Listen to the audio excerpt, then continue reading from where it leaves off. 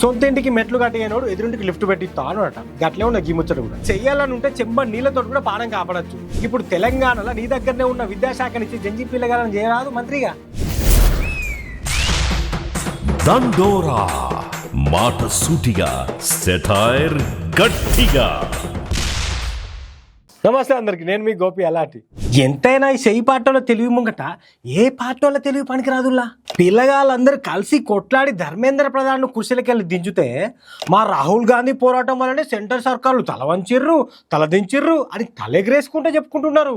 రాజకీయ లబ్ధి కోసం పిల్లల కష్టాన్ని కూడా వీళ్ళ అకౌంట్లో వేసుకుంటున్నారు. ఏందో ఏమో అని చాలా మంది మాట్లాడుకుంటున్నారు. ఇక ఆ మాటలను వీళ్ళు పట్టించుకునేటట్లు లేరు. కానీ రేవంత్ అన్న మాటలు అయితే ఇప్పుడు మస్తుగా వైరల్ అవుతున్నాయి. అన్న మాట్లాడేది వైరల్ కానీకో లేకపోతే రేవంత్ అన్న మాట్లాడితేనే వైరల్ అవుతాయి. కానీ విద్యాశాఖ మంత్రి ముచ్చట మీద రేవంత్ అన్న మాట్లాడిన మాటలు రేవంత్ అన్నకే తాకుతున్నాయి. जो एजुकेशन मिनिस्टर जो भी बना, देखो स्मृति ईरानी जी, जवदेव प्रकाश देवदेकर जी, ऐसे पीछे पीछे ढूंढते जाओ. धर्मेंद्र प्रधान जी, हर किसी का किस्मत खराब ही हो गया. मैं ये चाहता हूँ प्रहलाद जोशी का किस्मत खराब ना हो जाए. తెలంగాణకు విద్యాశాఖ మంత్రి కూడా రేవంత్ అన్నే అనే ముచ్చడి ఆదిమర్చినట్టున్నాడు రేవంత్ అన్న. కొట్టం నుండి పెండ వాసన వస్తుంది అన్నట్టు విద్యాశాఖ మంత్రి అయి ఉండి విద్యాశాఖ మంత్రులు నా శివు మంచిగా లేదంటున్నాడు రేవంత్ అన్న. ఆయన గురించి ఆయన తెలిసినంత మనకు తెలియదు కదండి.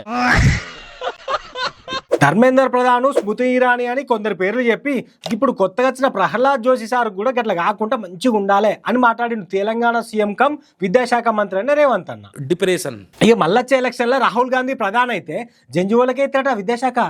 आने वाले दिनों में केंद्र में राहुल गांधी प्रधानमंत्री, मंत्रिवर्ग में यही जंजी को विद्या मंत्री बनाने का वादा करता हूं. ये जिम्मेदारी मैं लूंगा.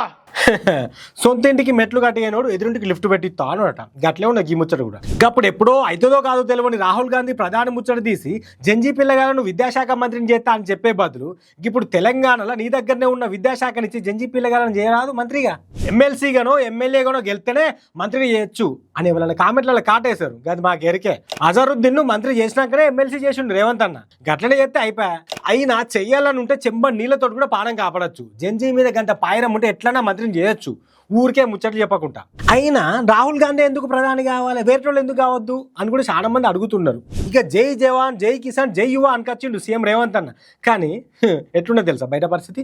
జవాన్ల భూములను కొందరు కబ్జాలు చేస్తున్నారు తెలంగాణ అని ముచ్చట్లు వచ్చినాయి. కిసాన్లకేమో రైతు భరోసా చక్కగా పడతలేదు, పంటకు గిట్టుబాటు రేటే అందుతలేదు. అసలు మొన్న నడమైతే పంటే కొంటలే అని మస్తు లొల్లిలు నడిచినాయి తెలంగాణలో. ఇక యువ అంటారా, కొలువులో ఎత్తలాడి పిల్లగాళ్ళు మస్తు నిరసనలు చేస్తున్నారు తెలంగాణలో. కానీ జై జవాన్, జై కిసాన్, జై యువ అని అంటుంటారు రేవంత్ అన్న అని కూడా మస్తు కరెంటలు అంటున్నారు చాలా మంది.